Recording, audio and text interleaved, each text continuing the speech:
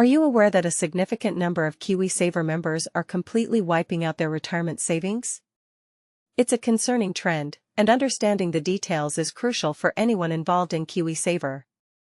Recent reports indicate that as many as 30% of individuals withdrawing from their KiwiSaver accounts due to financial hardship are taking out every available dollar.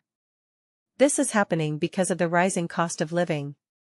This issue has caught the attention of the Retirement Commissioner, Jane Wrightson, who highlighted it in her latest review of retirement income policy. The numbers tell a stark story. In the year leading up to June, approximately 45,000 people accessed their KiwiSaver early due to financial hardship. Just 5 years prior, that number was around 18,000. The average withdrawal amount was about $10,000.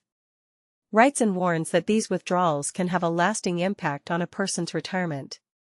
She notes that, in some cases, the funds don't solve the underlying financial problems, leading to repeated withdrawals. In fact, many members return for more funds after the initial 13-week relief period, sometimes depleting their entire balance. This is especially concerning for low-income earners who may already struggle to contribute to KiwiSaver regularly. But here's where it gets controversial. Anna-Marie Lockyer, CEO at Pi Funds, confirms that it's not unusual for people to withdraw their entire KiwiSaver balance. This often happens when assessed needs, like 13 weeks of living expenses or essential one-off costs, e.g., a car for work, exceed the total balance.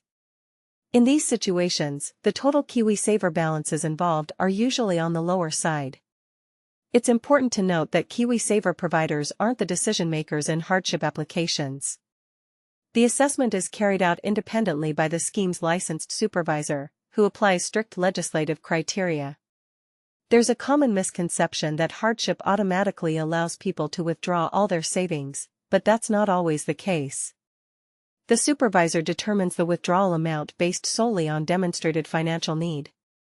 A spokesperson from Generate points out that people can't withdraw the initial $1,000 kickstart payment or government contributions, so there's always something left. Even after a full withdrawal of allowable funds, there are investment gains on the remaining balance, leading some to return for those gains every few months. The amount withdrawn is determined by public trust, the supervisor, based on the evidence provided by the member about their financial situation. Public trust assesses the evidence and decides on an amount that will allow the member to subsist for 13 weeks. If more funds are needed after that, they can reapply. Rupert Callion, the founder of Quora, notes that while most people try to get it all, they often don't fully understand that only 13 weeks of bare minimum living costs can be paid out. This often leads to second and third withdrawals as people keep returning. ANZ reports that 1 in 5 people who withdraw money make more than one request. What do you think? Are the current hardship withdrawal rules adequate, or do they need adjusting? Should there be more support for those struggling financially, or is the current system sufficient? Share your thoughts in the comments below.